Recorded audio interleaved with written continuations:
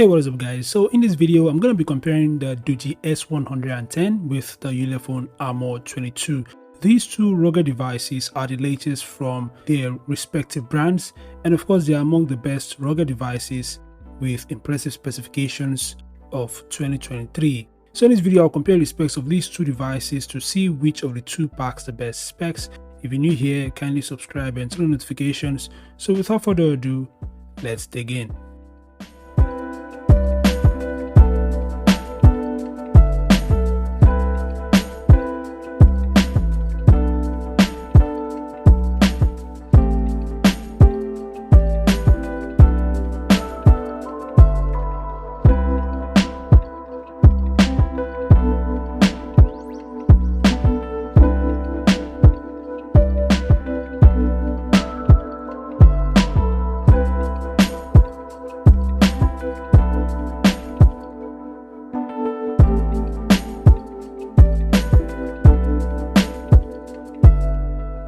So there we go guys. In my opinion, the Doogee S110 has a lot more to offer than the Ulefone Armor 23. For example, the Doogee S110 is powered by the Helio G99, which means it is a much more powerful device. The G99 is more powerful than the Helio G96.